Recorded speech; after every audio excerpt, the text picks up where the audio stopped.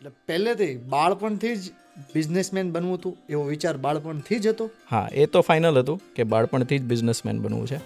અને આમ જોવા જઈએ તો કોરોના લોકોને શું શીખવી ગયું? કોરોના લોકોને એ શીખવી ગયું કે જિંદગી જીવવી જોઈએ. તો લોકો રિટર્ન શું કામ માગે છે?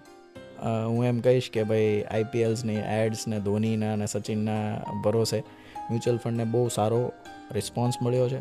જે પણ લોકોને એવું છે કે ભાઈ મારે ગોલ્ડમાં ઇન્વેસ્ટમેન્ટ કરવું છે અને ઇન્વેસ્ટમેન્ટ પર્પઝ જ છે ખાલી ગોલ્ડનો, બીજો કોઈ પર્પઝ નથી, તો એ લોકોએ એસજીમાં લેવું જોઈએ અને એમાં ગવર્મેન્ટનો સાથ આપવો જોઈએ. બધા લોકો જોઈ રહ્યા છે કે બધા લોકોને તમે એક કઈ એડવાઇસ આપવા માંગો છો અને કઈ એક એવી ટિપ્સ આપવા માંગો છો ઇન્વેસ્ટમેન્ટ અને ઇન્સ્યોરન્સ બાબતે? 4 ઇન્સ્યોરન્સ પોલિસીઓ તમારી મસ્ટ હોવી જોઈએ. હેલો દોસ્તો, યોર્સ પોડકાસ્ટ પ્રેઝન્ટ આ છે ટોક વિથ પ્રદીપ, આપણી વાતો આપણી ભાષામાં.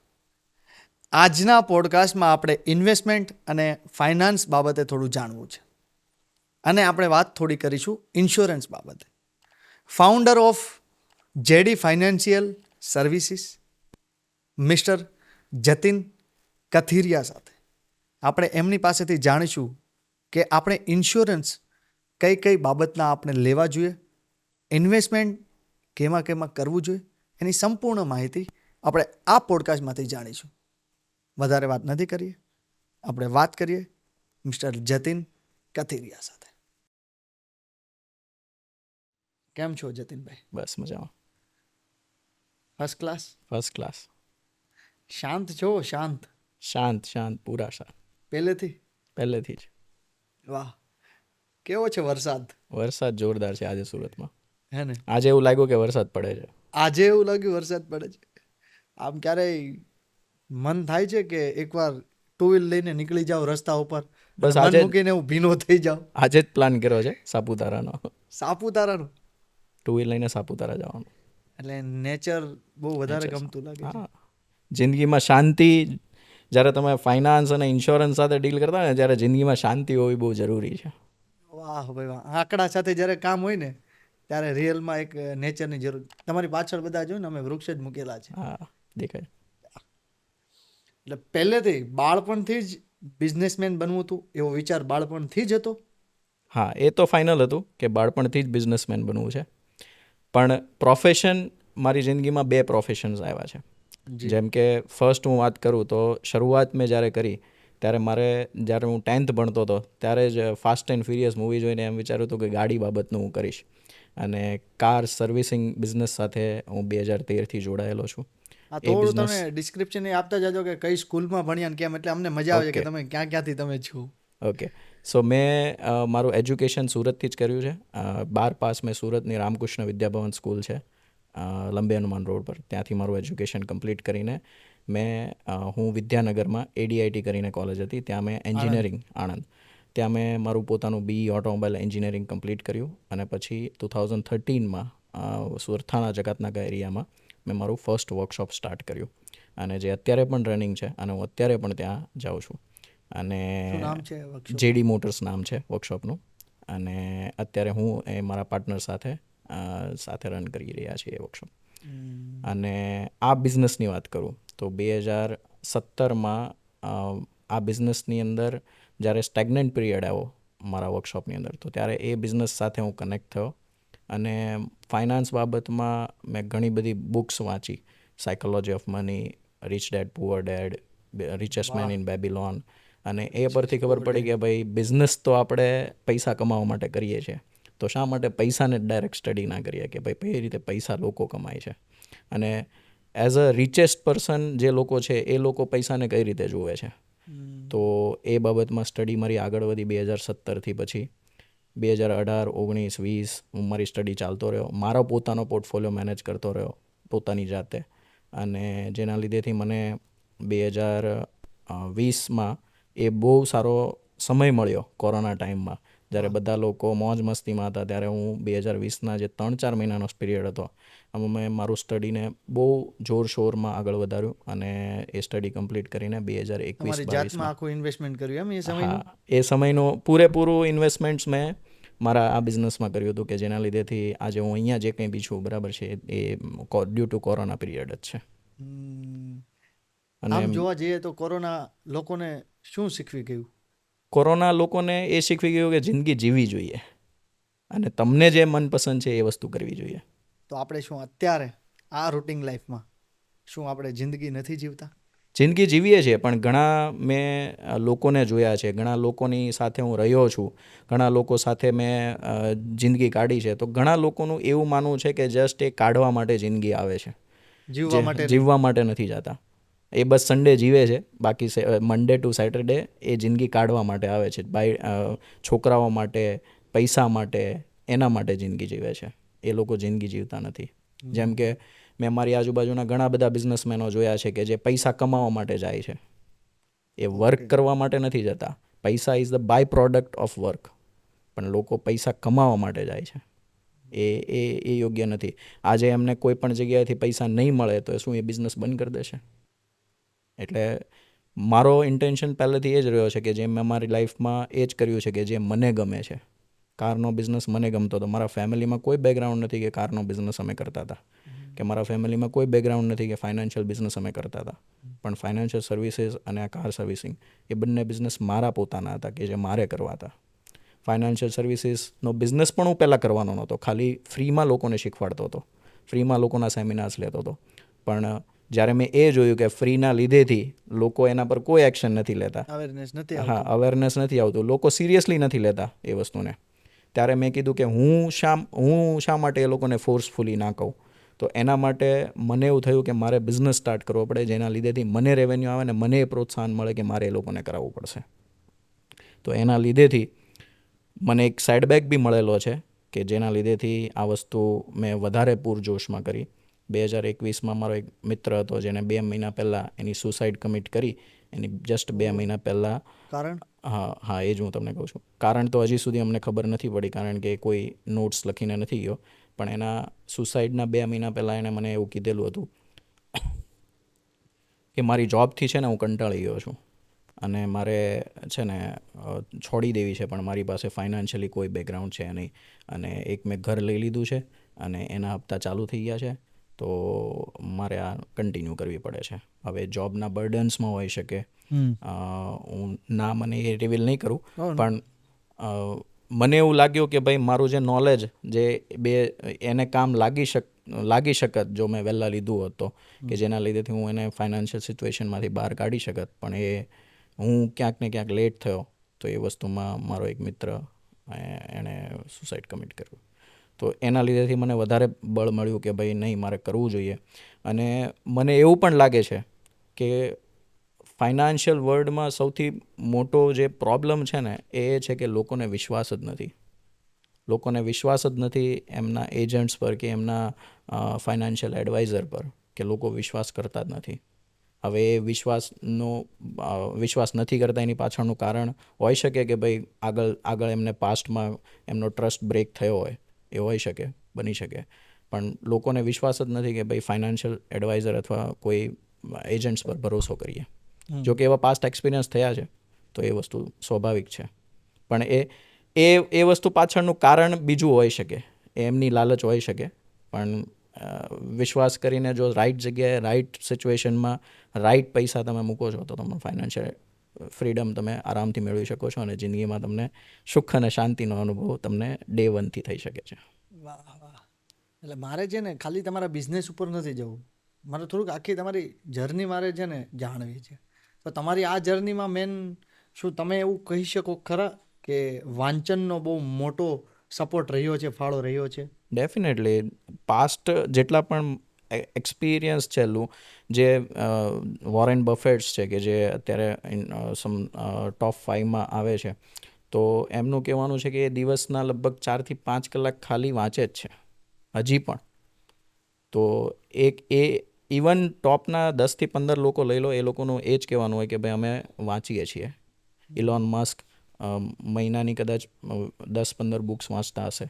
તો બધા જ લોકો, જેટલા પણ ટોપ પર લોકો છે, બધાનું એજ્યુકેશન સાથે બહુ મોટું લગાવ હોય છે, અને વાંચવા સાથે પણ મોટો લગાવ હોય છે. એનો મેન તમને ફાયદો શું દેખાય છે વાંચનનો? મને એ ફાયદો દેખાય છે કે હું સાચું અને ખોટું એ બંને પહેલું આરામથી જોઈ શકું છું, પારખી શકો છો. પારખી શકું છું. ધારો કે કોઈ વ્યક્તિ મને કોઈ વસ્તુ કહેવામાં આવે છે તો એ વસ્તુના બંને પહેલું જાણવા, એ મારામાં એ સમજણ બહુ સારી આવી ગઈ છે. કોઈ પણ ફાઇનાન્શિયલ ટર્મ્સ હોય કે કોઈ પણ બીજા ટર્મ્સ હોય તો એ આરામથી હું જોઈ શકું છું અને સમજી શકું છું. સામેવાળી વ્યક્તિ માટે શું વસ્તુ અવેલેબલ છે, સામેવાળી વ્યક્તિને શું વસ્તુ હું આપી શકું છું, એ પણ મને ખબર હોય છે, સમજણ એ કેળવાય છે. કહેવાય છે. તમે કીધું કે તમે કારના બિઝનેસ સાથે જોડેલા, તમને ગમતી કાર કઈ? મારે એક કારનું નામ જાણવું. મારી ગમતી કાર છે ફોર્ડની મસ્ટેંગ કાર. ફોર્ડ ગાડીની મસ્ટેંગ કરીને એક કાર આવે છે કે જે ઇન્ડિયામાં તો લોન્ચ હમણાં નથી થઈ પણ બહાર લોન્ચ છે. લેવાનો વિચાર ખરો કે લઈશ ખરા લઈશ, એકવાર? હું લઈશ, પાક્કું છે, પાકું અમને બેસાડજો. પાક્કું. અત્યારે તમે કેટલા બિઝનેસ સાથે આમ જોડાયેલા છો અત્યારે હાલમાં? અત્યારે કરન્ટલી હું 2 બિઝનેસ સાથે જોડાયેલો છું, પણ અમારું ફેમિલી બેકગ્રાઉન્ડ બહુ મોટું છે. મારો બ્રધર છે, એની પોતાની હોસ્પિટલ્સ છે. ગ્લોબલ હોસ્પિટલ સરથાણા જગતનાકામાં એરિયામાં છે. પછી સિલ્વર હોસ્પિટલ ઉત્તરાયણ એરિયામાં છે. મારા ફાધર છે એ સેફ ડિપોઝિટ વોલ્ટ સાથે જોડાયેલા છે. અમારા 3 સેફ ડિપોઝિટ વોલ્ટ્સ છે. મારા કાકા છે એ ડાયમંડ બિઝનેસ સાથે જોડાયેલા છે. મિની બજારમાં ટ્રેડિંગનું કામકાજ કરે, ડાયમંડ ટ્રેડિંગ્સનું. અને મારો કાકાનો છોકરો છે નાનો, એ કન્સ્ટ્રક્શન બિઝનેસ સાથે જોડાયેલો છે, ગવર્મેન્ટ કોન્ટ્રાક્ટ્સ. અને એક અમારું કમ્બાઇનમાં એક સાસણગીરમાં રિસોર્ટ છે, હિરણ રિટ્રીટ રિસોર્ટ. તો બધા પોતપોતાની રીતે અલગ અલગ બધા બિઝનેસીસ કરે છે. બધા બિઝનેસ કરો છો તમે, કેટલું કરજો? અમારા ફેમિલીમાં એવું કહેવાય છે કે જેટલા ભાઈઓ એટલો બિઝનેસ. અને હું એક એવો વ્યક્તિ છું કે જેને 2 બિઝનેસ છે, બાકી બધા સિંગલ બિઝનેસ પર કામ કરે છે. કે મેઇન ફોકસ અત્યારે કેની ઉપર હોય છે? પર્ટિક્યુલર એક કોઈ એવો બિઝનેસ ઉપર ફોકસ વધુ હોય છે? મારે તો મારા બંને બિઝનેસ પર ફોકસ હોય છે, પણ અત્યારે જે પ્રમાણેની લોકોમાં અવેરનેસ જોતી છે ફાઇનાન્સ બાબતે અને ઇન્સ્યોરન્સ બાબતે, એ લોકોમાં નથી. એટલે હું વધારે મોર એગ્રેસિવલી ફાઇનાન્સ અને ઇન્સ્યોરન્સ બાબતમાં કામ કરું છું કે જેના લીધેથી લોકોને અવેરનેસ આવે. આજે એક રોંગ ડિસિઝન્સ એમને બહુ ભારી પડી શકે છે. ઇન્વેસ્ટમેન્ટ બાબતમાં એવું કહેવાય છે એક રોંગ ડિસિઝન્સ, ધારો કે આજથી 15 વર્ષ પહેલાં તમે કદાચ વેલંજામાં પ્લોટ લઈ લીધા હોય 15-20 લાખ રૂપિયાના, તો એ તમારા અત્યારે બી એટલા જ હશે.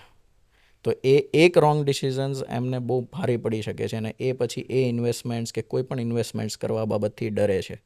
એટલે જ અત્યારે સેવિંગ એકાઉન્ટમાં સૌથી વધારે પૈસા લોકો રાખે છે. પણ તમારું કોઈ એક જગ્યા ઉપરથી તો ફોકસ આવ્યો છે ને કે ઇન્સ્યોરન્સનો જ બિઝનેસ હું કરીશ, તો ઇન્સ્યોરન્સનો જ બિઝનેસ કેમ? ઇન્સ્યોરન્સ એટલા માટે કે ઇન્સ્યોરન્સમાં પણ લોકોને રાઇટ એડવાઇસ નથી મળતી.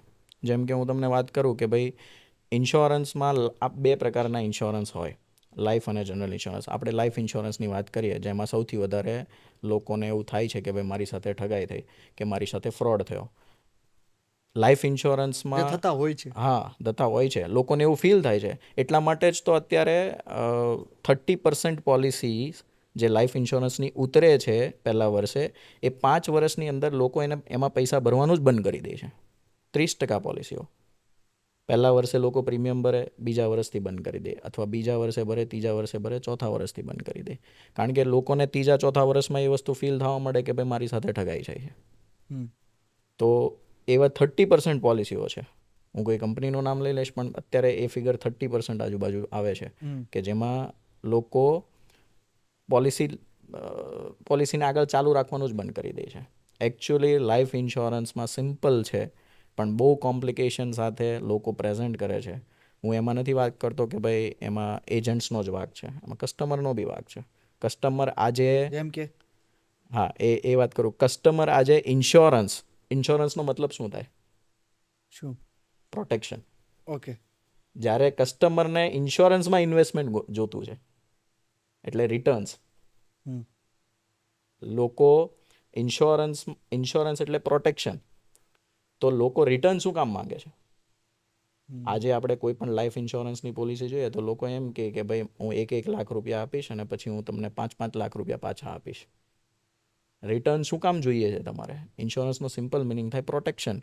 તમે તમારી લાઈફનો ઇન્સ્યોરન્સ લો છો મતલબ કે તમારી લાઈફમાં તમને રિપ્લેસમેન્ટ કરવાવાળું કોઈ નથી, પણ તમારી ઇન્કમને રિપ્લેસમેન્ટ કરવાવાળો લાઈફ ઇન્સ્યોરન્સ છે. તો તમે જેટલું કમાતા હતા એની જગ્યાએ હું તમારા ફેમિલીને એટલા રૂપિયા આપી દઈશ. સિમ્પલ છે. અને એ સૌથી અફોર્ડેબલ રસ્તો છે. પણ એના પર કોઈનું ધ્યાન નથી. બસ લોકોને એ ધ્યાન છે કે ભાઈ હું 1 લાખ રૂપિયા ભરું અને રિટર્ન રિટર્ન મને મળે, અને એ રિટર્ન પણ એક્સપેક્ટેડ એનું વધારે હોય છે, જ્યારે એનું એકચ્યુઅલ રિટર્ન 6-7% છે, કે જે ઇન્ફ્લેશનને પણ બીટ નથી કરતું, એટલે કે મોંઘવારીને પણ બીટ નથી કરતું. ઇન્ડિયામાં લાસ્ટ 3 ડેકેડ્સનો મોંઘવારી દર છે 5.97%, એટલે કે ઓલમોસ્ટ 6%. એટલે એ 6%નું તમને રિટર્ન આપે છે ઇન્સ્યોરન્સ કંપની, અને 6% જ મોંઘવારી દર છે. એટલે તમારા પૈસા વધતા તો નથી જ. ઇક્વલ. તમે આજથી 20 વર્ષ 30 વર્ષ પછી ધારો કે એ પૈસા હશે, બરાબર છે, નો ડાઉટ ફિગર્સમાં વધી ગયેલા હશે, પણ તમારા જે પૈસાની આજે જે પરચેઝિંગ છે એ જ ત્યારની હશે, કારણ કે ઇન્ફ્લેશન એટલું વધી ગયું હશે. તમે આજે 100 રૂપિયાની વસ્તુ ખરીદી શકો છો, એ 6% ઇન્ફ્લેશન છે, એટલે આવતા વર્ષે તમારે એને ખરીદવી હોય તો તમારે 106 રૂપિયા આપવા પડશે, સિમ્પલ ભાષામાં. તો એવી જ રીતે 30 વર્ષ પછી તમને જે રૂપિયા મળે એમ છે ને, એ તમે અત્યારે જે ચૂકવા છે ને એ જ તમને મળશે.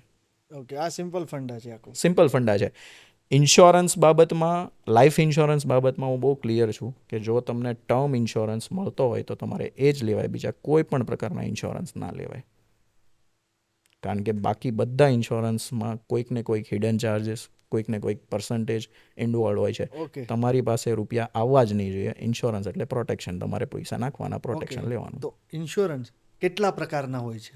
ઇન્સ્યોરન્સ મૂળ 2 પ્રકારના હોય છે. એકને કહેવાય છે લાઈફ ઇન્સ્યોરન્સ અને એકને કહેવાય છે જનરલ ઇન્સ્યોરન્સ. ઓકે, લાઈફ ઇન્સ્યોરન્સની બંનેમાં ડીપ જઈને મને સમજાવો.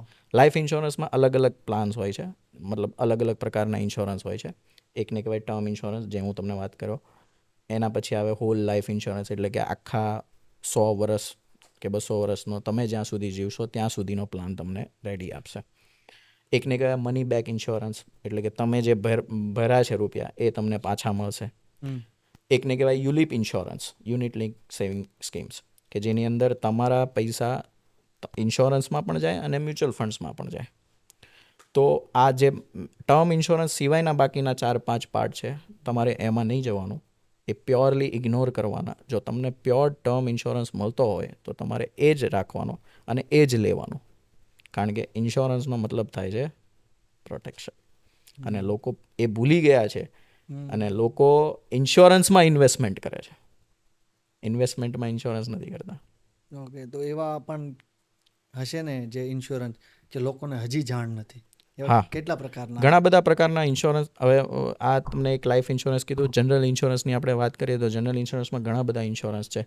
Health insurance, personal accident insurance, cargo marine insurance, પછી મને આ બધી જેટલા તમે બોલો એની એક લાઈન કયો. એક લાઇનમાં હું વાત કરું તો હેલ્થ ઇન્સ્યોરન્સ સિમ્પલ તમારા હેલ્થ બાબતનો છે, કે તમને કોઈ પણ બીમારી થઈ જાય છે તો તમે આરામથી હોસ્પિટલાઇઝ થાવ છો તો તમને ત્યાં હોસ્પિટલનો ખર્ચો તમને આપી દે છે.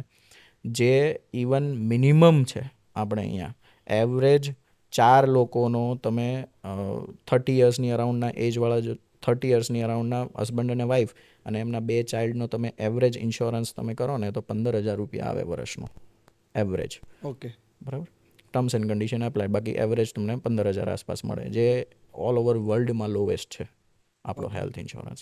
પછી આવે પર્સનલ એક્સિડન્ટ ઇન્સ્યોરન્સ, કે જેની અંદર તમારું કોઈ એક્સિડન્ટ્સ થાય છે, તમને ક્યાંય રોડ પર તમને કોઈ એક્સિડન્ટ થાય છે અથવા તમે પડી જાઓ છો, તમને હોસ્પિટલાઇઝ કરવા પડે છે, તો એવા કેસમાં પણ તમને સહાય કરશે. અને જો કોઈ એક્સિડન્ટ દરમિયાન તમારી ડેથ થઈ જાય છે તો પણ તમારું કવર કરશે.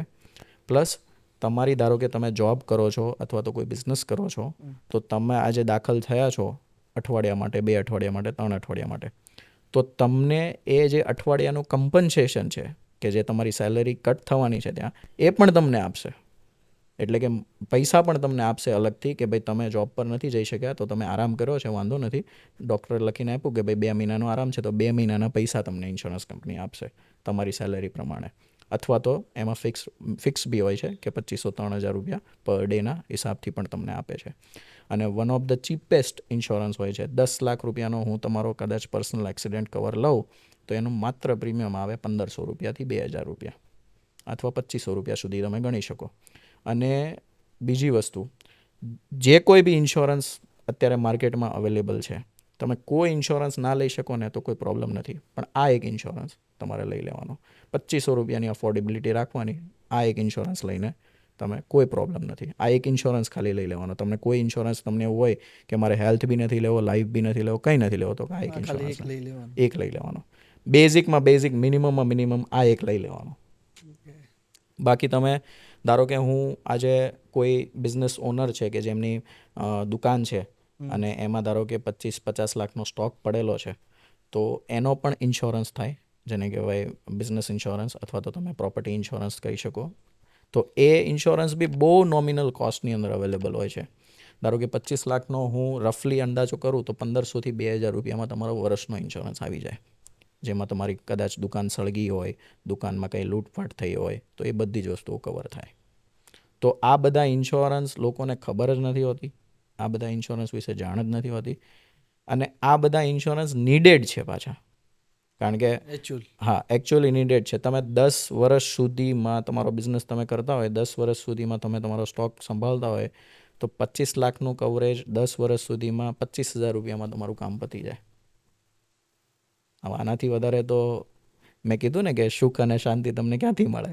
જ્યારે તમારું આ બધી જ વસ્તુઓ સિક્યોર્ડ હોય તો આરામથી ઊંઘ આવે ને આરામથી સુખ અને શાંતિ રહે, જ્યારે કોઈ ચિંતા ના હોય તમને ત્યારે. એટલે ઇન્સ્યોરન્સનું કામ એ જ હોય કે તમને ચિંતા મુક્ત કરવા. તમે તમારો લાઈફ ઇન્સ્યોરન્સ લઈ લો છો. હા, પ્રોટેક્શન એક કવર કરી લો કે તમારી લાઈફમાં કંઈ પણ થઈ જશે તો તમને ઇન્સ્યોરન્સ કમ્પન્સેટ કરી શકશે. જ્યારે હજી એક વાર કહી દઉં કે લોકો આ પ્રોટેક્શનની જગ્યાએ લોકો ઇન્વેસ્ટમેન્ટ ગણી નાખે છે ઇન્સ્યોરન્સને. હા, મને ખ્યાલ છે ત્યાં સુધી તમે ઇન્વેસ્ટમેન્ટ એડવાઇઝર પણ છો. રાઈટ છે. તો આ ઇન્વેસ્ટમેન્ટ એડવાઇઝરની જર્ની ક્યાંથી શરૂ થઈ અને કેવી રીતે થઈ? ઇન્વેસ્ટમેન્ટ્સ હું 2017થી કરું છું, અને 2017થી મેં મારું પોતાનું ઇન્વેસ્ટમેન્ટ સ્ટાર્ટ કર્યું. અત્યારે ઓલમોસ્ટ 75 લાખ 80 લાખ આજુબાજુ મારું ઇન્વેસ્ટમેન્ટ પોતાનું છે. અને ઇન્વેસ્ટમેન્ટ જર્નીમાં આગળ વધતા વધતા ઘણા બધા ઇન્વેસ્ટમેન્ટ્સ એવા પણ આવ્યા કે જેમાં મને એવું થતું હતું કે ભાઈ આ ઇન્વેસ્ટમેન્ટ્સ કેવું હોય, તો એ ટ્રાયલ પૂરતું મેં પણ મારા જાત ઉપર પહેલાં એક્સપેરિમેન્ટ કર્યા, અને એ ઇન્વેસ્ટમેન્ટ્સમાં મને સાઇડબેક પણ મળેલા છે. પણ આજ સુધી દિવસ જે ઇન્વેસ્ટમેન્ટ હું લોકોને રેકમેન્ડ કરું છું એ પ્યોરલી ટેસ્ટેડ હોય છે પહેલાં મારા ઉપર.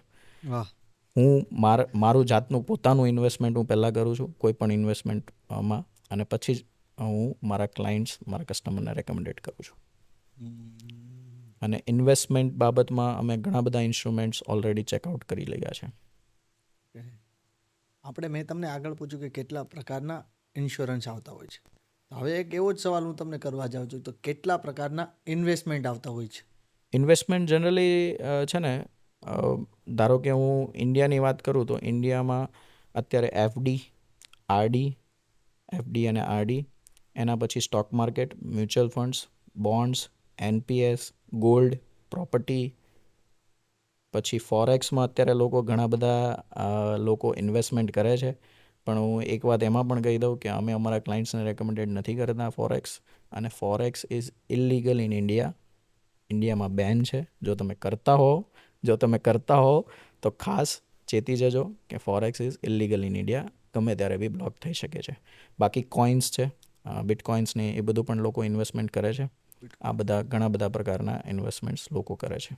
સૌથી વધુ ફાયદાકારક તમે કહી શકાય તો કયા?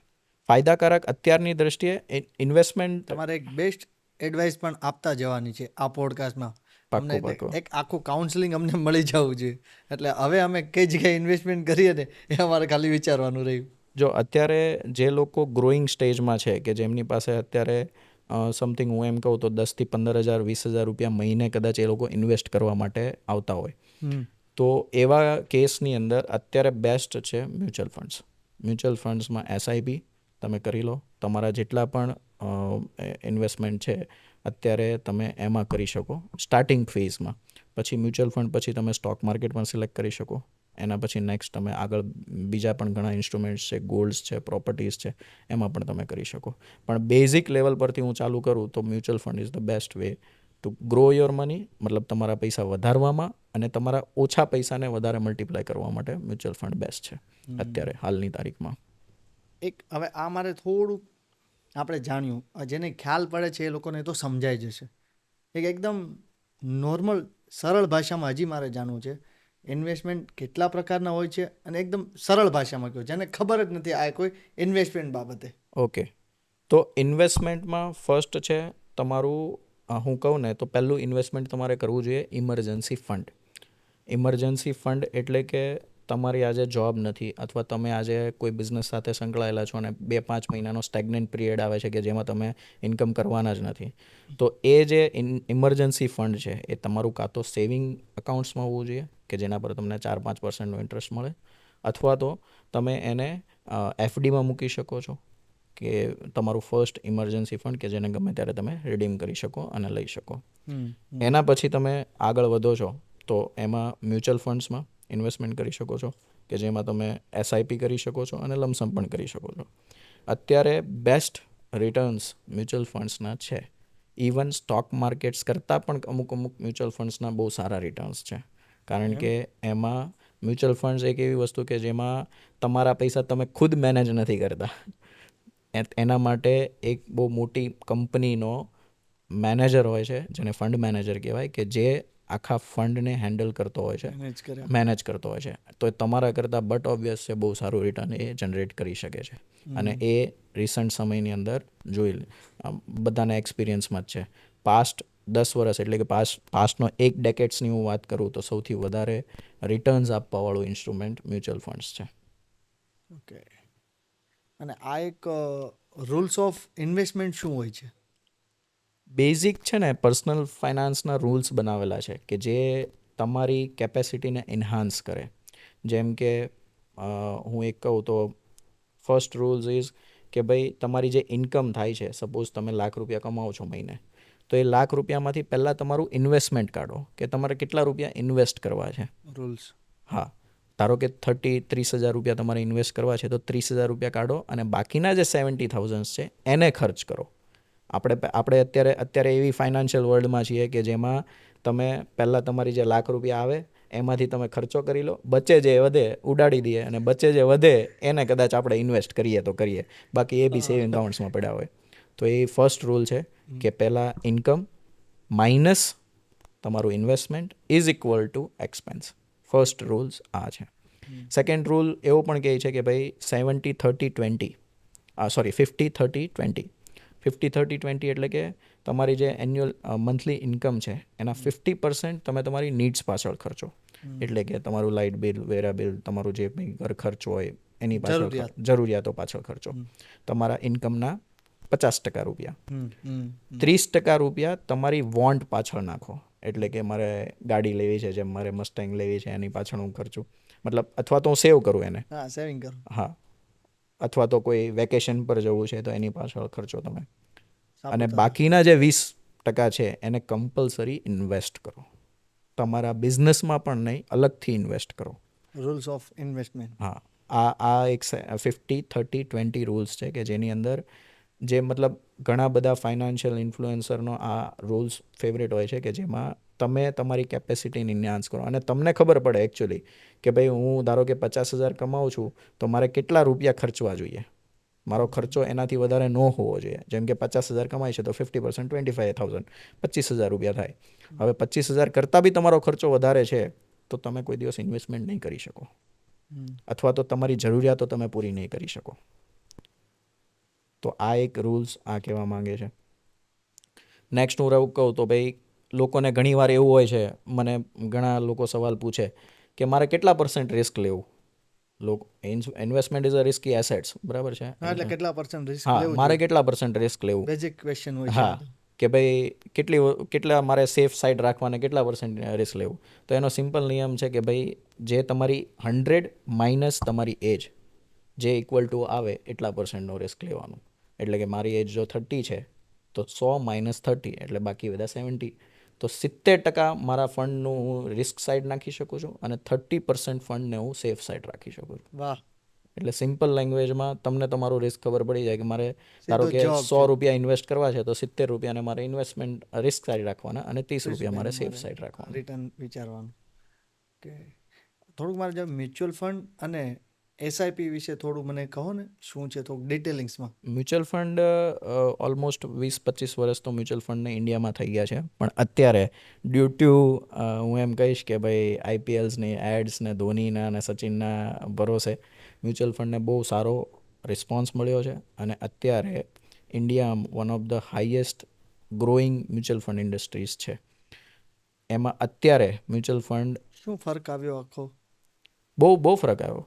લોકોનો જોવાનો નજરિયો, લોકોને આજે અમે જ્યારે ક્લાયન્ટને એમ કહીએ કે ભાઈ મ્યુચ્યુઅલ ફંડમાં ઇન્વેસ્ટમેન્ટ, તો હા ઓકે છે કરીએ, એવા જવાબ મળતા. જ્યારે એની પહેલાંના હું આજથી 2-5 વર્ષ પહેલાં હું જ્યારે ફ્રીમાં લોકોને એમ કહેતો કે ભાઈ મ્યુચ્યુઅલ ફંડ કરો, મ્યુચ્યુઅલ ફંડમાં ફ્રી એડવાઇસ જ્યારે હું આપતો કે એટલીસ્ટ તમે 1000 રૂપિયાથી ચાલુ કરો, પણ એ પણ લોકો નહોતા કરતા ડ્યુ ટુ લોકોને બહુ રિસ્ક ઇન્વોલ્વ લાગતું હતું, લોકોને બ્લન્ડર લાગતું હતું, લોકોને એમ થતું હતું કે ભાઈ આપણા પૈસા લઈને ભાગી જશે.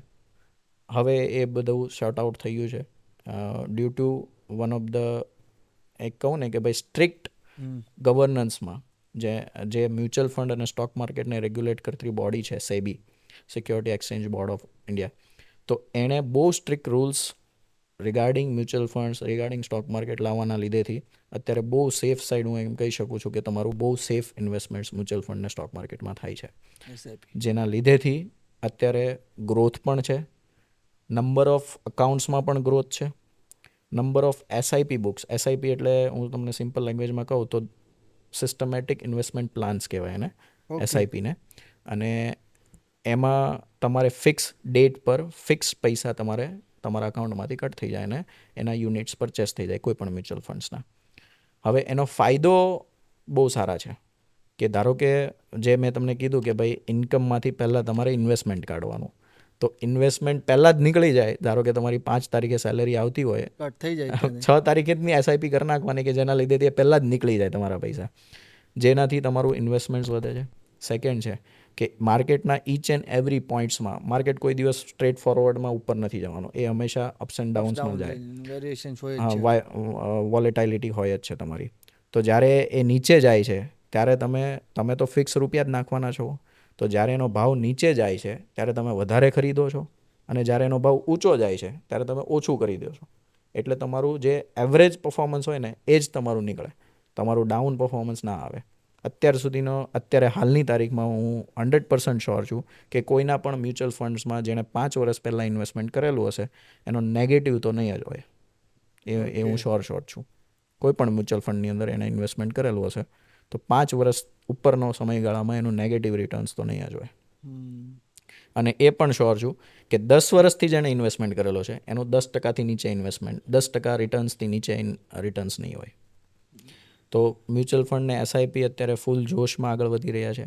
ઇન્ડિયામાં અત્યારે 20,000ની પર મંથ, 20,000 કરોડની પર મંથ એસઆઈપી બુક છે.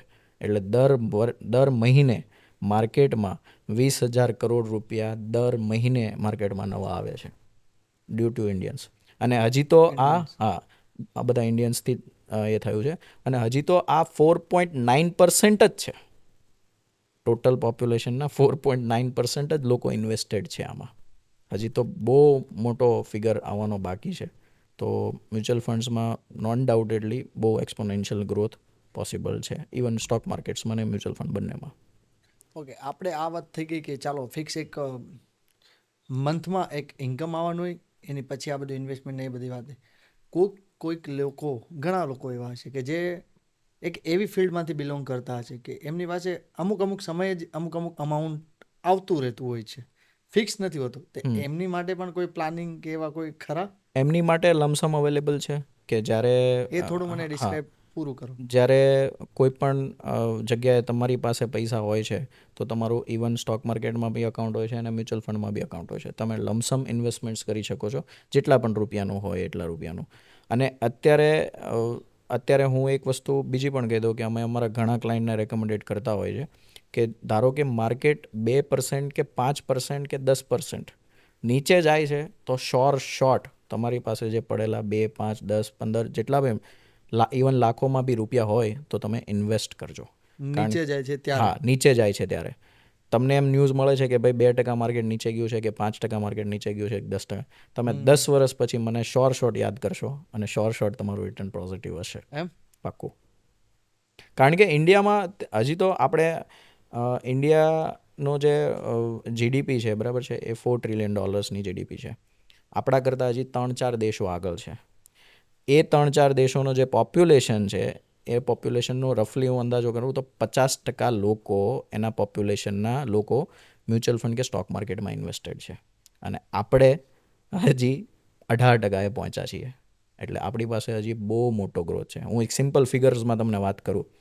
ઇન્ડિયામાં ટોટલ 150 કરોડ લોકો આજુબાજુ છે. એમાંથી 80 કરોડ આજુબાજુ પાન કાર્ડ છે.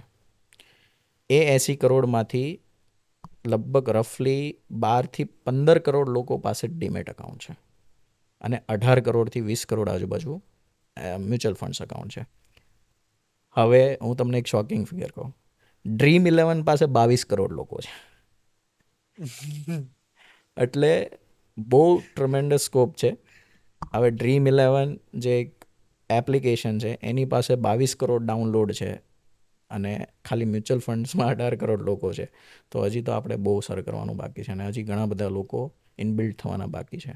ખરેખર હું કહું તો હજી પેનિટ્રેશન જ નથી આવ્યું. એટલે હજી તો ટ્રમેન્ડસ પોટેન્શિયલ્સ છે કે જેમાં લોકો આવશે. ઓકે. અને હવે તો ઇન્ડિયા એમ કહેવાય ને કે ભાઈ ગ્રોઈંગ સ્ટેજમાં છે મોદી 3.0ની લીધેથી. તો હવે તો વધારે વેગથી આગળ વધશે. મેન્યુફેક્ચરિંગ હબ બનવા છે. એટલા પ્રમાણમાં થશે હવે. હા, અત્યારે ઇવન જે ફોરેન લોકો ઇન્ડિયાને બહુ સારી રીતે જોવે છે કે ભાઈ ઇન્ડિયામાં ઇન્વેસ્ટમેન્ટ, જે ડેવલપિંગ કન્ટ્રી છે એમાં ઇન્વેસ્ટમેન્ટ કરવાથી મારું રિટર્ન્સ બહુ સારું મળશે. કારણ કે ડેવલપ્ડ કન્ટ્રીમાં અત્યારે રિટર્ન નથી મળતા, ડેવલપિંગ કન્ટ્રીઝમાં રિટર્ન મળે એ લોકોને. એટલે ત્યાં ઇન્વેસ્ટમેન્ટ કરવાનું લોકો વધારે પસંદ કરે. અને અત્યારે મેન્યુફેક્ચરિંગ હબ બનવા જઈ રહ્યું છે ઇન્ડિયા, ચાઇનાને પછાડીને. પ્લસ આપણી પાસે હવે ટેકનોલોજી છે, આપણી પાસે રોડ ટ્રાન્સપોર્ટ છે, બુલેટ ટ્રેન આવી રહી છે. બધા જ ફેક્ટર્સ આપણા કાળમાં છે. એટલે અમૃતકાળ બનવાની તૈયારીમાં છીએ આપણે ઇન્ડિયા. આ એનપીએસ અને એસજીબી શું હોય છે? પહેલાં હું એસજીબી વિશે વાત કરું. ઓકે. તો જ્યારે ઇન્ડિયામાં આપણું ગોલ્ડ બાબતનું બહુ સારું ઓબ્સેશન્સ છે. મતલબ ગોલ્ડ આપણે જોઈએ છે એમ. એ ઓપ્શન આપણે પહેલા જ પ્રમાણમાં હા, રાખીએ છીએ. એ મેં ઘણા લોકોના પોર્ટફોલિયોમાં જોયું છે કે ભાઈ ગોલ્ડ તો આપણે લેવાનું છે એમ, દર વર્ષે ગોલ્ડ તો જોઈએ જ એમ. હવે ઇન્ડિયામાં ગોલ્ડની કોઈ ખાણ નથી, એટલે ગોલ્ડ આપણે પ્રોડ્યુસ તો નથી કરી શકવાના.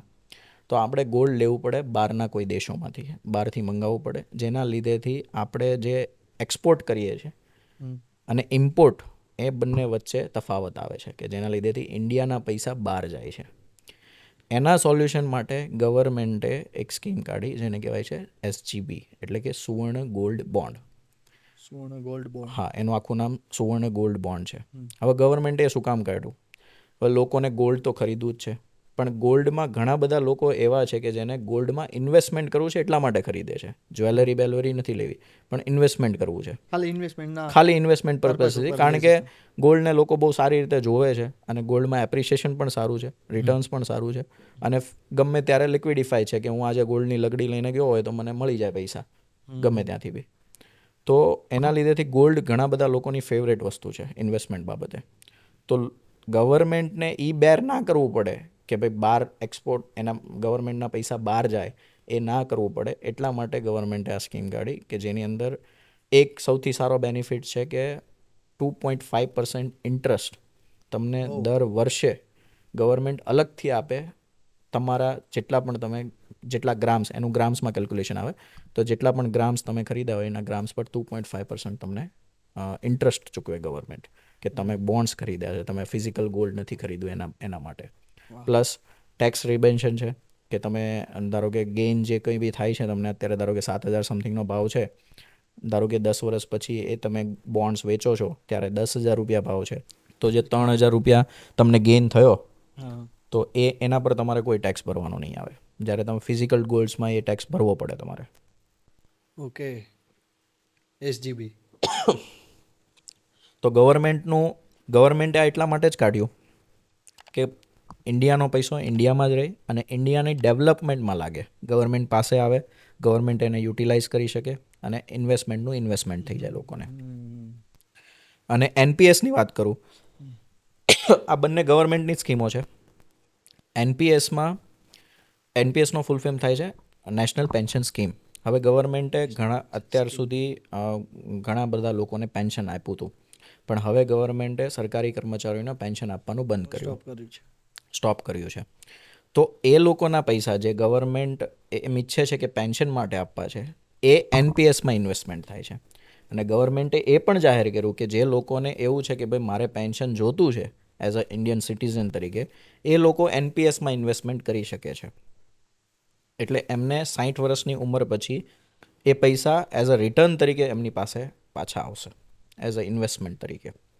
એટલે હું પણ મારું રિટાયરમેન્ટ પ્લાન કરી શકું છું નેશનલ પેન્શન સ્કીમની અંદર. એવું નથી કે ખાલી ગવર્મેન્ટ લોકો જ કરી શકે છે, કોઈ પણ કરી કોઈ શકે. પણ કરી શકે, કોઈ પણ ઇન્ડિયન સિટીઝન્સ એનપીએસમાં ઇન્વેસ્ટમેન્ટ કરી શકે. તમે કેટલા ટકા પ્રિપેર કરો છો કે આ તમે જે લાસ્ટમાં સમજાવ્યું એનએસપી અને એસજીબીમાં ઇન્વેસ્ટ કરવું જોઈએ? જે પણ લોકોને એવું છે કે ભાઈ મારે ગોલ્ડમાં ઇન્વેસ્ટમેન્ટ કરવું છે હા. અને ઇન્વેસ્ટમેન્ટ પર્પઝ જ છે ખાલી ગોલ્ડનો, બીજો કોઈ પર્પઝ નથી, તો એ લોકોએ એસજીબીમાં લેવું જોઈએ.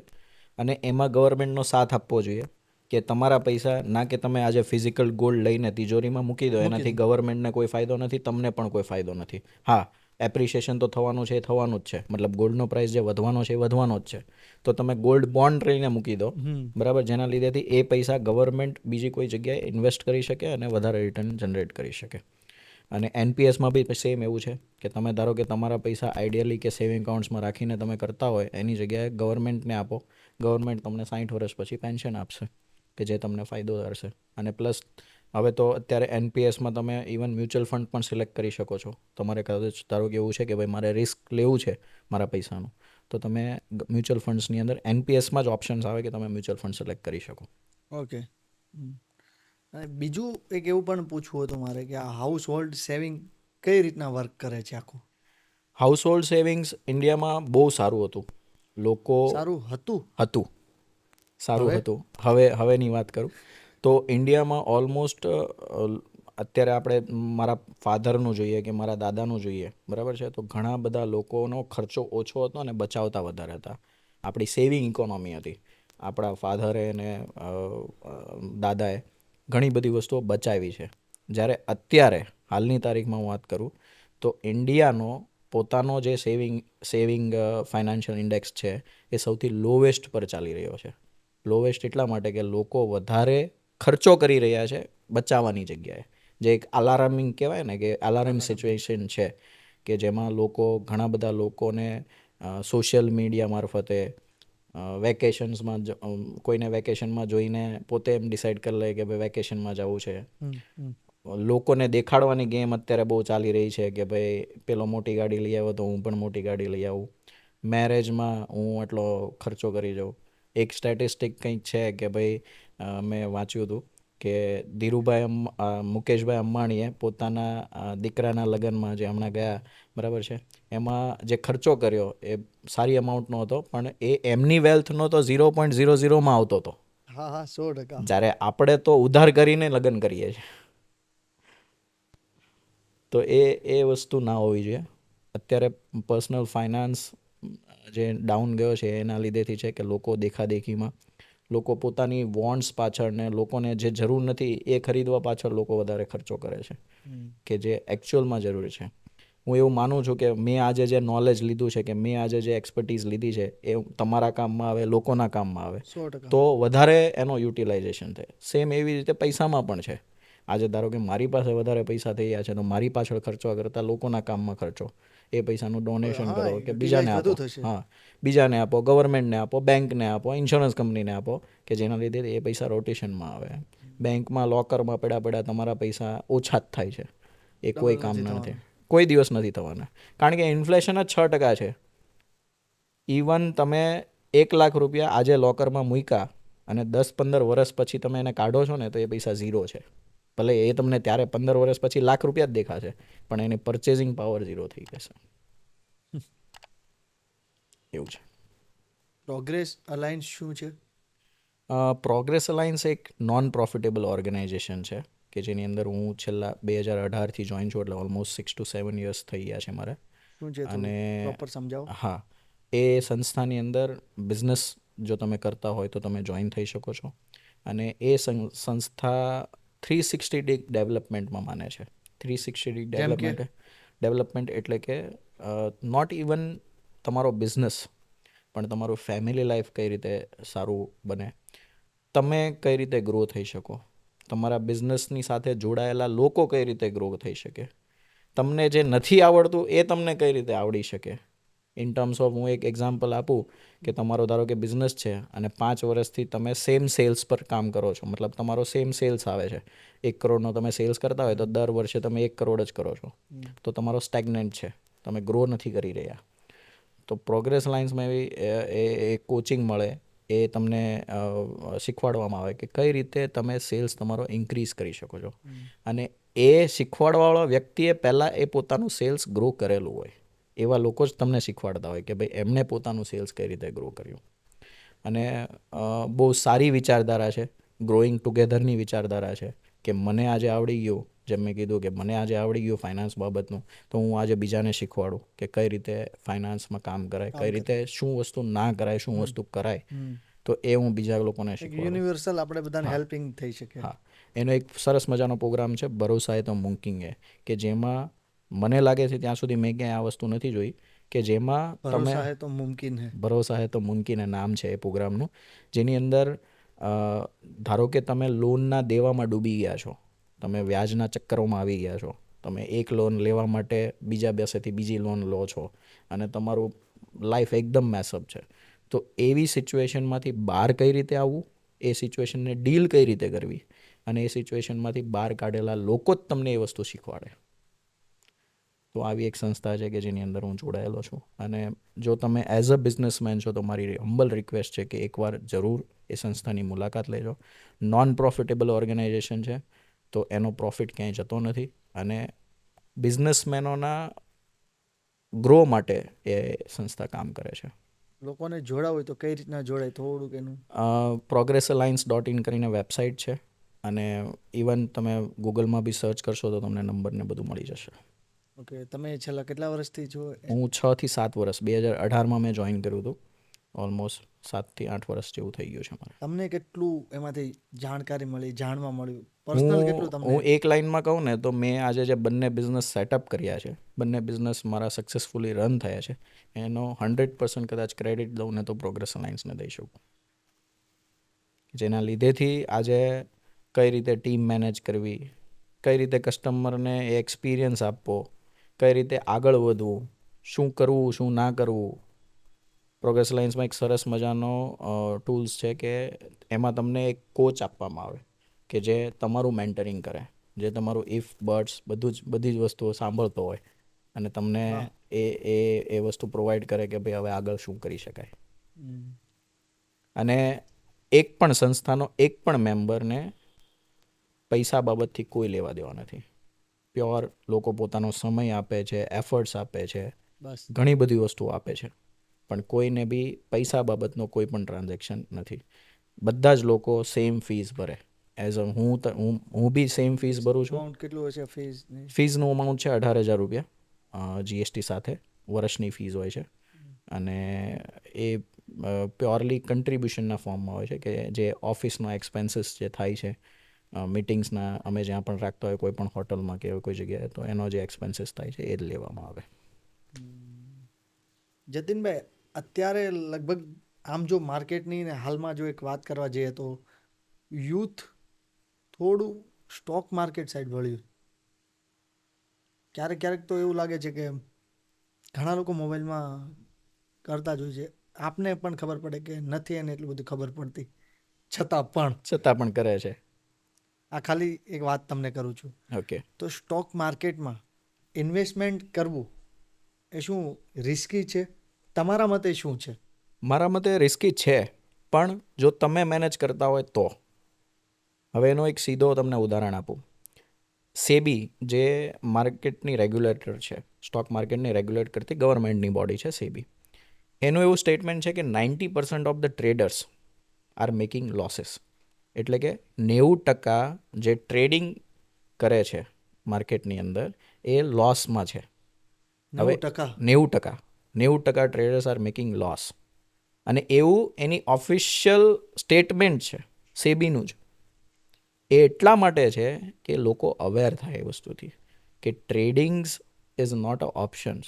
તમને આવડે છે, તમે 100% એમાં શીખેલા છો, તમે 2-3 વર્ષ 5 વર્ષનો એક્સપિરિયન્સ લીધેલો છે અને પછી તમે કરો છો, ઇટ્સ ઓકે.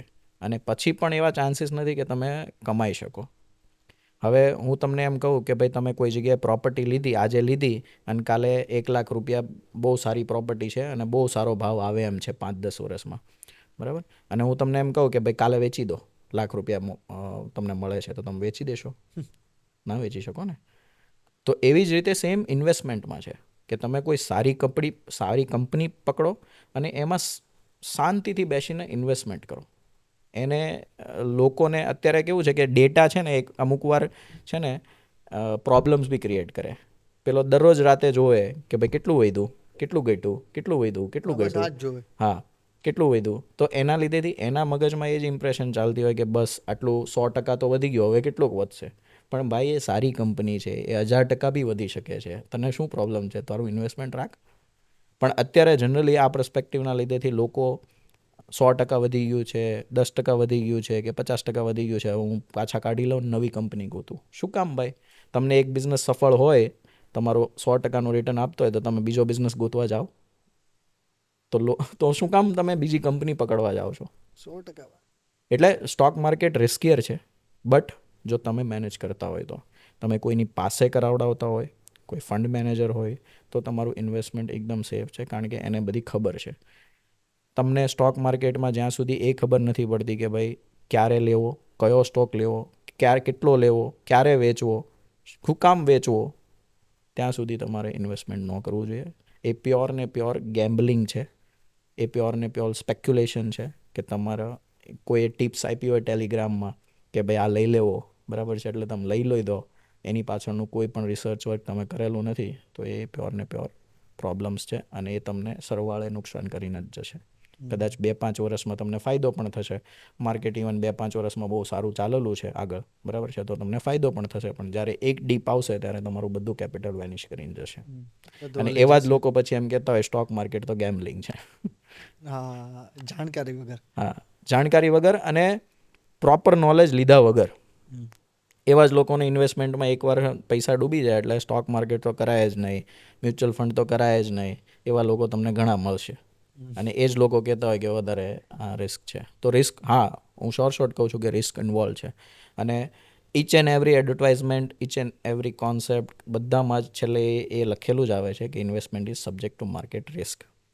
એટલા માટે જ આવે છે કે ઇન્વેસ્ટર અવેર થાય કે ભાઈ આમાં રિસ્ક ઇન્વોલ્વ જ છે, પણ તમે જે પૈસા રાખો છો એ સેફ જ છે, કોઈ પ્રોબ્લેમ નથી, જો તમે લાંબા ગાળાનું વિચારતા હોય તો, અને પ્રોપર વ્યક્તિને આપેલા હોય તો. તો એવી ગવર્મેન્ટની કોઈ યોજનાઓ ખરી જે હજી લોકોને નથી ખબર? ગવર્મેન્ટની ઘણી બધી યોજનાઓ છે. એમાં એક યોજના છે વહાલી દીકરી યોજના.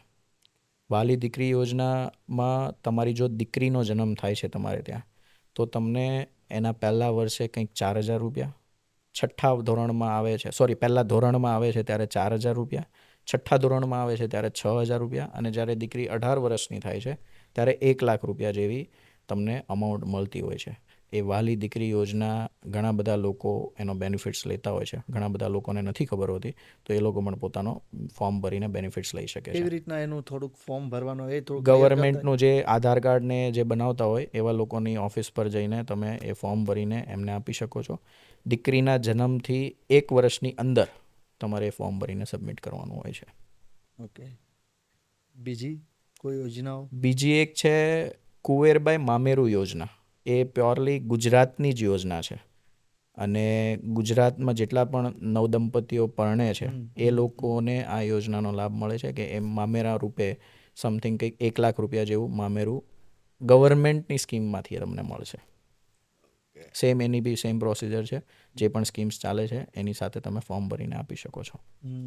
આ 2-3 યોજનાઓ છે, બાકી ઘણી બધી યોજનાઓ છે, પણ એ જનરલી માર્કેટમાં અવેરનેસ છે, પણ આ 2 યોજનાઓનું લોકોને અવેરનેસ નથી.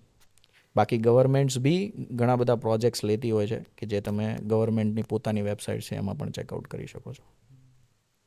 એવું કોઈ મિડલ ક્લાસ માટે ખરું કે એવું કોઈ પ્લાનિંગ, એવું કોઈ ઇન્વેસ્ટમેન્ટ જે મેરેજ માટે કામ લાગે, રિટાયરમેન્ટ માટે કામ લાગે, આગળના ગોલ્સ માટે કામ લાગે? એવું પ્લાનિંગ તમે કરી શકીએ, પણ એના માટે જો એક સૌથી મોટો પ્રોબ્લેમ જે મને અત્યાર સુધીના ક્લાયન્ટ્સમાં કે અત્યાર સુધીના લોકો સાથે વાતચીત કરવામાં મને આવ્યો છે એ છે કે લોકો પાસે ડેટા જ નથી. લોકો પાસે એ જ ખબર નથી કે ભાઈ મારો સમ અશ્યોર્ડ એટલે શું.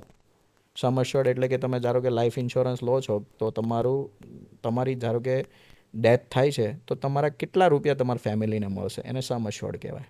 લોકોને એ જ ખબર ના હોય કે મારો સમ અશ્યોર્ડ શું છે. બસ એને એ ખબર હોય કે હું દર વર્ષે 10,000, 5,000 કે 2 લાખ રૂપિયા ભરું છું, બસ. પણ મારો સમ અશ્યોર્ડ કેટલો છે એને ખબર ના હોય. પહેલી વસ્તુ એ. બીજી વસ્તુ, લોકો એ નોલેજ બી ગેઇન કરવા નથી માંગતા કે ભાઈ આ બધી વસ્તુઓ મારા નોલેજમાં હોવી જોઈએ. જેમ કે બેઝિક છે. હા, બેઝિક છે કે ભાઈ આ બધી વસ્તુઓ મારા ફેમિલીને, હવે તમે કોઈને ઉધાર પૈસા આપેલા છે તો તમારા ફેમિલીને ખબર હોવી પડે ને. આને ઉધાર આપ્યા છે. હા, મેં આને ઉધાર આપ્યા છે ને આટલા રૂપિયા આપ્યા છે ને આટલા વ્યાજે આપ્યા છે. તો તમારા ફેમિલીને ખબર નથી, તમે આજે ઉધાર આપ્યા છે, બરાબર છે, અને કદાચ વર્ષ દિવસની અંદર કંઈ પણ અનબનાવ બની ગયો તો પછી એનું શું? લોકો એ અવેર કરવા બી નથી માંગતા. ઇવન મેં તો એવા પણ લોકો જોયેલા છે કે ઘરના સદસ્યોને લોકર ક્યાં છે ને એ પણ નહીં ખબર હોય. આવા પણ મેં લોકો જોયેલા છે. એટલે financial planning is the most important. લોકોને એ ફાઇનાન્શિયલ પ્લાનિંગ કરવા માટે જે ડેટા જોઈએ એ પણ નથી લોકો પાસે, અને એ ડેટાની અવેરનેસ પણ નથી. આજે ઘણા બધા લોકો આ વસ્તુના લીધેથી બહુ બધા પ્રોબ્લેમ્સમાં છે. ધારો કે હું એક ફિગર્સ આપું તો 21,000 કરોડ રૂપિયા LIC કંપની પાસે અનક્લેમ્ડ પડ્યા છે. અનક્લેમ્ડ એટલે કે કોઈ એનો વારસદારે ક્લેમ જ નથી કર્યો આ રૂપિયાનો. 21,000 કરોડ રૂપિયા એવા રૂપિયા છે કે જે કોઈ પણ એમના વારસદારે, ધારો કે મેં મારી પોલિસી લીધી, મારી ડેથ થઈ ગઈ છે, તો મારો જે છોકરો હોય વારસદાર, એણે LICમાં ક્લેમ જ નથી કર્યો રૂપિયાનો કે ભાઈ આ પૈસા જે મારા ફાધરના હતા એ મને આપો. એવા 21,000 કરોડ રૂપિયા પડેલા છે. 4 લાખ કરોડ રૂપિયા બેંકમાં પડેલા છે અનક્લેમ્ડ. તો આવા બધા જાણકારી એમના ફેમિલીને જ નથી હોતી કે જે બહુ મોટું ટ્રબલ્સ ક્રિએટ કરે છે. તો એ ફર્સ્ટ ઓફ ઓલ હોવું જોઈએ. તમારા ફેમિલીને તમારી જાણકારી હોવી જોઈએ. તમારો જે પણ ઇન્વેસ્ટમેન્ટ છે, જે પણ ઇન્સ્યોરન્સ છે, એની જાણકારી તમારા ફેમિલીને હોવી જોઈએ. તમારો પોતાનો, જેમ તમે કીધું કે ભાઈ મેરેજ માટે, રિટાયરમેન્ટ માટે પ્લાન કરવું, બરાબર છે, તો એ પ્લાનિંગ રેડી હોવું જોઈએ. એ પ્લાન પર એક્ટ કરવું, મતલબ એ પ્લાન પ્રમાણે ઇન્વેસ્ટમેન્ટ કરવું, એ સેકન્ડ નંબરની વાત છે. લોકો પ્લાનિંગ જ નથી કરવા માંગતા. હવે એની પાછળનું વન ઓફ ધ રીઝન એ છે કે એ જે ફિગર આવે ને, લોકોને એ જ નથી જોવું કે ભાઈ મારા ધારો કે રિટાયરમેન્ટ માટે મારે કદાચ આજે જેટલા રૂપિયા સેવ કરવાના છે એ ફિગર જ લોકોને નથી જોવો. એવું બને છે. મેં જ્યારે હમણાં એક ગોલ પ્લાનિંગનો અમે એક સેશન કર્યું હતું તો 70થી 80 લોકો હતા. તો પહેલાં પૂછ્યું હતું કે ભાઈ કોણે ગોલ પ્લાનિંગ અત્યાર સુધી કરેલું છે? તો કોઈ નહોતું કરેલું. અને જ્યારે ગોલ પ્લાનિંગ કર્યું ત્યારે એ લોકોને ખબર પડી કે મારે તો આટલા રૂપિયા બચાવવા પડશે. હું એમ કહું છું કે મારે 55 વર્ષે, 60 વર્ષે રિટાયર્ડ થવું છે તો મારે અત્યારથી આટલા રૂપિયા મારે નાખવા પડશે તો હું રિટાયર્ડ થઈ શકીશ. અને જનરલી લોકો એ વસ્તુ કરતા નથી, જોતાય નથી, કરતાય નથી, એટલે થતું પણ નથી. બાકી તો બધા ગોલ અચીવ થાય. મેરેજનો ગોલ હોય કે કોઈ પણ ગોલ હોય, અચીવ કરવાની કેપેસિટી બધાનામાં છે. પણ તમારે ધારો કે અહીંયાથી અમદાવાદ જવું છે તો પછી રસ્તા બધા અલગ અલગ છે. તમે સાયકલ લઈને બી જઈ શકો, તમે ચાલીને બી જઈ શકો, તમે કાર લઈને બી જઈ શકો, ફ્લાઇટ લઈને બી જઈ શકો. પણ તમે ધારો કે અમદાવાદ ડિસાઇડ જ નથી કર્યું અને તમે રેન્ડમલી નીકળો છો તો તમે ક્યાંય પણ નહીં પહોંચો. એટલે ગોલ પ્લાનિંગ એ બહુ ઇમ્પોર્ટન્ટ છે. અને મારા ખ્યાલ પ્રમાણે બધા જ વ્યક્તિઓએ પોતાની લાઈફમાં ગોલ જે હોય એનું પ્લાનિંગ કરવું જોઈએ. અને ખાસ કરીને યંગસ્ટર્સને, ખાસ યંગસ્ટર્સને કે જે લોકો અત્યારે 25 to 30ની એજમાં છે, એ લોકોએ તો ખાસ કરવું જોઈએ. કારણ કે એ લોકોને બહુ ઓછા રૂપિયાની અંદર એમનું જે ગોલ છે ને અચીવ થઈ જતો હોય છે. અત્યારે જે રૂપિયા ઇન્વેસ્ટ કરવાના હોય, કારણ કે સમયગાળો એમને વધારે મળી જાય. ધારો કે રિટાયરમેન્ટ લઈએ તો આજે 25 વર્ષનો યુવાન હોય તો 35 વર્ષનો એની પાસે સમય છે પૈસા ઇન્વેસ્ટ કરવાનો. તો એની પાસે બહુ સારો સમય મળી જાય કે જેના લીધેથી એને બહુ ઓછા રૂપિયાની અંદર એનું ઇન્વેસ્ટમેન્ટ પ્લાન થઈ જતું હોય છે. પણ જનરલી લોકોને મેં કીધું એમ કે લોકોને જોવો જ નથી એ ફિગર કે કેટલો આવે, કારણ કે એ આવી જાય એકવાર ખબર પડી જાય તો લોકોને ઇન્વેસ્ટ કરવા પડે એટલા રૂપિયા, તો એ લોકોને કરવું નથી. છતાં પણ લોકો ઇન્સ્યોરન્સ કેમ નથી લેતા? ઇન્સ્યોરન્સ બાબતમાં હું કહું ને તો લોકો, હું જ્યારે ઇન્સ્યોરન્સ બાબતમાં કોઈને બી ફોન કરું ને કે ભાઈ ઇન્સ્યોરન્સ તમારો કેટલો છે અથવા ઇન્સ્યોરન્સ બાબતમાં મેં જસ્ટ વાત બી છેડી હોય ને તો લોકો ફોન કટ કરી નાખે, અવોઇડ કરવા માંડે. હવે એની પાછળનું વન ઓફ ધ રીઝન છે કે પાસ્ટમાં લોકોના એક્સપિરિયન્સ, કે ઘણા બધા લોકોને એવા કડવા અનુભવો થઈ ગયા હોય છે કે જેમાં ઇન્સ્યોરન્સ પોલિસી અગેન ચિપકાવી દીધી હોય, એમને જરૂર ન હોય એ ઇન્સ્યોરન્સ પોલિસીની, પણ છતાં પણ એમને લેવડાવી દીધી હોય. અને હવે કોઈ રાઈટ એડવાઇસ પણ એમને આપે ને તો પણ એમને એ જ લાગતું હોય રોંગ એડવાઇસ છે અથવા તો એ શકની નજરથી જોતા હોય છે. એટલે ઇન્સ્યોરન્સ બાબતમાં અત્યારે લોકોના પરસ્પેક્શન એવા છે કે ભાઈ આપણે છે ને દૂર રહેવાનું ઇન્સ્યોરન્સથી. પણ ખરેખર હું તમને એક સિમ્પલ એક્ઝામ્પલ આપું. હવે ધારો કે તમે તમારો 1 કરોડનો ઇન્સ્યોરન્સ હું તમને અત્યારે કમ્પ્લીટ કરું તો તમારું પ્રીમિયમ આવે, કેટલી એજ છે તમારી અંદાજિત? 24. ઓકે, તો બહુ ઓછું આવે. હું એમ ગણું ત્યાં સુધી 1 કરોડનો ઇન્સ્યોરન્સ તમારે 70 વર્ષની એજ સુધીનો હું લઉં તો 8,000 રૂપિયામાં પડે. વર્ષે 8,000 રૂપિયા તમારે ભરવાના અને તમારા ફેમિલીને 1 કરોડ રૂપિયા મળે. સિમ્પલ છે. હવે એ 8,000 રૂપિયાની જગ્યાએ તમે 8,000 રૂપિયાની એસઆઈપી કરો, જે અત્યારે સૌથી હોટ ટ્રેન્ડિંગ ઇન્વેસ્ટમેન્ટ્સ છે. હવે 8,000 રૂપિયા તમે ઇન્વેસ્ટ કરી દીધા, એ તમે 40-45 વર્ષે કરશો ને, 40-45 વર્ષ સુધી તમે 8,000 રૂપિયા વર્ષે તમે કરશો ને, ત્યારે જઈને તમારે 1 કરોડ રૂપિયા બનશે.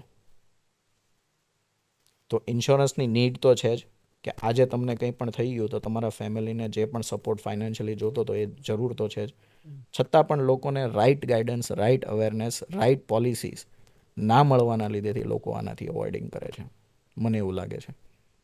લોકોને રાઇટ રીતે પિચ કરવામાં નથી આવતો, લોકોને રાઇટ રીતે કહેવામાં નથી આવતું, લોકોને રાઇટ પોલિસી સજેસ્ટ કરવામાં નથી આવતી. એના લીધેથી લોકોને અવોઇડન્સ વધારે છે. એટલે એક બેઝિક્સ જે નોલેજ છે ને એ નથી અત્યારે. બેઝિક નોલેજ બી નથી. અને હવે લોકોને એ અવેરનેસ, જો કે હવે બહુ સારું થઈ ગયું છે કે YouTubes, due to social media, લોકોને આજે આ ધારો કે આપણે પ્રોડકાસ્ટ બી કરી રહ્યા છીએ, તો આજે ધારો કે આ પ્રોડકાસ્ટથી કોઈ એક વ્યક્તિની જિંદગીમાં બી એ આ બાબતમાં વિચાર ચાલુ કરશે ને, બરાબર છે, તો આપણો આ પ્રોડકાસ્ટ સફળ છે, હું એવું માનું છું. તો મારા મતે તો જે છે વસ્તુ એ વધારે સુટેબલ છે એમને એ ઝોનમાં લાવવા કે નહીં, મારે જાણવું જોઈએ, મારે સમજવું જોઈએ. ડિસિઝન્સ એમને જ લેવાનો છે. અને હું મારા કોઈ પણ ક્લાયન્ટને બાય ફોર્સફુલી કોઈ પણ વસ્તુ નથી આપતો, તો એ એમને જ લેવાનો છે. પણ એમને રાઇટ ગાઈડન્સ આપવું એ મારો ધર્મ છે અને એ હું કરી રહ્યો છું. તો અત્યારે જે તમને અને મને જે આ પોડકાસ્ટના માધ્યમ થકી બધા લોકો જોઈ રહ્યા છે, એ બધા લોકોને તમે એક કઈ એડવાઇસ આપવા માગો છો અને કઈ એક એવી ટિપ્સ આપવા માગો છો ઇન્વેસ્ટમેન્ટ અને ઇન્સ્યોરન્સ બાબતે? જો ઇન્સ્યોરન્સમાં હું એમને ટિપ્સ આપીશ કે ફર્સ્ટ ઓફ ઓલ 4 ઇન્સ્યોરન્સ પોલિસીઓ તમારી મસ્ટ હોવી જોઈએ. ફર્સ્ટ, મેં જેમ વાત કરી એમ પર્સનલ એક્સિડન્ટ કવર. તમે કોઈ પણ પોલિસી ના લઈ શકતા હોય તો એ પોલિસી લઈ લો. સેકન્ડ છે health insurance policy. Health insurance બરાબર છે. એડિક્વેટ લેવાની. તમને એવું લાગતું હોય કે ભાઈ મારે બહુ વધારે મેડિકલ નથી આવતો, તો ઓછી જે સમસ્યોવાળી હોય 3 લાખ 5 લાખ એવી તમે લઈ શકો છો. થર્ડ છે ટર્મ લાઈફ ઇન્સ્યોરન્સ. જેટલો જલ્દી લેશો એટલું તમારું પ્રીમિયમ લોક થઈ જશે. જેમ કે મેં તમારું કીધું કે 8,000 રૂપિયામાંથી તમારું લોક થઈ જાય. હવે તમારે 40 વર્ષે બી 8,000 રૂપિયા જ ભરવાના છે, બરાબર છે. આના કરતાં ક્યાંય વધારે તમે કમાતા હશો ત્યાર સુધીમાં તો. અને ફોર્થ છે તમે જો બિઝનેસ કરતા હોય તો તમારો ફાયર ઇન્સ્યોરન્સ તમે તમારા બિઝનેસનો લઈ લો. આ 4 જનરલ મારા મસ્ટ હોય છે કે ભાઈ તમે તમારી લાઈફમાં કરી લો તો રાતે શાંતિથી ઊંઘ આવે, કાંઈ પણ વસ્તુનો પ્રોબ્લેમ ના થાય. કોઈ પણ વસ્તુનો પ્રોબ્લેમ થાય તો ઇન્સ્યોરન્સ કંપની એના માટે જવાબદાર છે અને એને પે કરશે. ઇન્વેસ્ટમેન્ટ બાબતમાં આવીએ તો ફર્સ્ટ ઓફ ઓલ તો મ્યુચ્યુઅલ ફંડ કે તમારું મસ્ટ હોવું જોઈએ. એટલીસ્ટ તમે કોઈ પણ ઇન્વેસ્ટમેન્ટ ના કરી શકતા હોય તો મ્યુચ્યુઅલ ફંડમાં 1,000 રૂપિયાની એસઆઈપી કરી નાખો. સેકન્ડ છે સ્ટોક માર્કેટ્સ, કારણ કે અત્યારે હોપ ટ્રેન્ડિંગ છે. થર્ડ છે ગોલ્ડ અને ફોર્થ છે પ્રોપર્ટી. આ 4 ઇન્વેસ્ટમેન્ટ્સ તમે તમારા કરશો તો મોસ્ટ પ્રોબેબલી તમે સેફ જ છો અને બહુ સારું રિટર્ન્સ પણ તમને જનરેટેડ થશે. બીજી 1-2 વાત હું કહી દઉં કે વધારે લાલચના ચક્કરમાં કોઈ એવા ઇન્વેસ્ટમેન્ટ ના કરી દેવા કે જેમાં બહુ સારું રિટર્ન મળતું હોય. અત્યારે તમે સાંભળ્યું હશે કે અમે 25% રિટર્ન આપીએ, 30% રિટર્ન આપીએ, 35%, 50%, 100%, 100% સુધીના રિટર્ન કહેવાવાળા લોકો છે કે ભાઈ 1 વર્ષમાં પૈસા ડબલ. બરાબર? તો એવી લોભામણી જાહેરાતોમાં ના આવવું. અને એ પ્યોર ને પ્યોર બબલ્સ ગેમ હોય છે. તમારા જેવા લોકોને એમાં ઇનબિલ્ડ કરતા હોય છે. જ્યારે એ બબલ મોટો થાય, જ્યારે એ પૈસા મોટા થાય અને તમે તમારા બધું જ આખી જિંદગીની કમાણી એક જ વસ્તુમાં નાખી દીધી હોય, બરાબર છે, ત્યારે એ ફૂટે અને તમારે બેંકરપ્ટ થવું પડે, મતલબ નીચે આવી જવું પડે. તમારે 5-10 વર્ષની કમાણી લઈને જાય એવું ના કરતા. બીજી જ વસ્તુ આમાં એડ કરી દઉં કે તમારો પોર્ટફોલિયો ડાયવર્સિફાઈડ હોવો જોઈએ. કોઈ એક વસ્તુમાં તમને રિટર્ન મળ્યું છે સારું, એટલે એક જ વસ્તુમાં ઇન્વેસ્ટમેન્ટ કરતા રહેવું એ ગાંડપણ છે મારી ભાષામાં. કારણ કે તમને આજે ધારો કે તમે પ્રોપર્ટીમાં કોઈ જગ્યાએ દુકાન લીધી અને એ દુકાનમાં તમને બહુ સારું એપ્રિસિએશન મળી ગયું, તો એ પછી આખી જિંદગી પ્રોપર્ટી જ લેતો હોય. એવું ના કરવું જોઈએ. તમે સમથિંગ પૈસા, નો ડાઉટ તમને જેમાં રિટર્ન મળે છે, તમારી જેમાં એક્સપર્ટીઝ છે, તમે એમાં વધારે રૂપિયા નાખો. પણ બીજી બી ઘણા બધા ઇન્સ્ટ્રુમેન્ટ છે જેમાં તમે રૂપિયા નાખી શકો. તમારી એડ્યુકેટ પ્રમાણે તમારે સ્પ્લિટ કરવું જોઈએ કે જેના લીધેથી કોઈ પણ એક ઇન્સ્ટ્રુમેન્ટમાં કંઈ પણ થાય છે તો તમને વધારે ઇફેક્ટ ના પડે. એ બીજી એડવાઇસ મારી છે. ત્રીજી એડવાઇસ છે જે હું એમ કહું તો થોડી ટફ છે, પણ લોકોને આ જરૂરી છે કે ઓનલાઈન પોલિસીઝ કે ઓનલાઈન ઇન્વેસ્ટમેન્ટ્સ ના કરવું જોઈએ. હવે એ શું કામ કહું છું? કારણ કે ઘણી વખત મેં એવા કેસીસ જોયા છે કે લોકો ટર્મ્સ એન્ડ કન્ડિશન્સ પૂરતી એ લોકો સમજાવતા નથી કે આ લોકો સમજતા નથી. કસ્ટમર એઝ અ કસ્ટમર હું સમજતો નથી, અથવા તો એ લોકો સમજાવતા નથી. પણ એ ઓનલાઈન કન્ડિશન્સ ના સમજવાના લીધેથી ઘણા બધા ઇશ્યુઝ, પ્રોબ્લેમ્સ આવે છે. એટલે કદાચ હાર્ડલી 2-5% ફરક પડતો હશે ઓનલાઈન ખરીદવામાં અને ઓફલાઈન ખરીદવામાં. તો મારા ખ્યાલ પ્રમાણે ઓફલાઈન જ ખરીદવી જોઈએ. કે તમારી પાસે એક વ્યક્તિ હોય કે જેને કોલ કરીને તમે પૂછી શકો કંઈ પણ વસ્તુ, કોઈ પણ પ્રોબ્લેમ. હા, આમ કે એમ ક્લેમમાં કોઈ પ્રોબ્લેમ્સ આવી છે તો તમે પૂછી શકો, એમને તમે એડ્રેસ કરી શકો. હવે તમે વિચાર કરો કે 2-5% ચક્કરમાં તમે તમારું ક્લેમ જ ખોઈ દો તો એ પોલિસીનો કોઈ મતલબ જ નથી. એટલે એ ના કરવું જોઈએ. ફોર્થ છે કે ભાઈ તમે જે ઇન્વેસ્ટમેન્ટ કરો છો એનું તમને એડ્યુકેટ નોલેજ હોવું જોઈએ. નોલેજથી મારો મતલબ છે કે એના જે સેમિનાર્સ થતા હોય એમાં તમે જાઓ, એના રિલેટેડ કોઈ પ્રોગ્રામ્સ હોય તો એ અટેન્ડ્સ કરો કે જેના લીધેથી તમને સમથિંગ નોલેજ હોય. હું નથી કહેતો બધું નોલેજ તમને આવી જાય અથવા તમારે લેવું જોઈએ એવું બી નથી કહેતો. 5-10% તમને નોલેજ હા, હોવું જોઈએ. હોવું જોઈએ કે ભાઈ કઈ રીતે કામ કરે છે, કે જેના લીધેથી તમે કોઈ સ્કેમમાં ના ફસો. ઘણા સ્કેમ્સો અત્યારે હાલની તારીખમાં છે અને ઘણા સ્કેમ્સો થઈ ચૂકેલા છે. એ થઈ જાય પછી ખબર પડે કે ભાઈ આવો સ્કેમ છે, બરાબર છે. ત્યાં સુધી તમને ખબર જ અવેર ન હોય લોકો. અને ફોર્થ છે કે જે લોકો વધારે લાલચમાં આવીને કરે છે સ્કેમ્સ, બરાબર છે, તો એ લોકોની સામે તમે આ જો નોલેજ હોય તમને, અથવા તમે જો નોલેજ લીધું હોય એમની પાસેથી, તો તમને ખબર પડી જાય કે ભાઈ આ ફ્રોડ સ્કીમ છે, કે ભાઈ આ ફ્રોડ છે, તો હું આનાથી બચી શકું. તો આ જનરલ પર્સપેક્ટિવ હોય છે કે જે બધા ઇન્વેસ્ટરો છે, બધા કસ્ટમરોએ ધ્યાન રાખવા જોઈએ.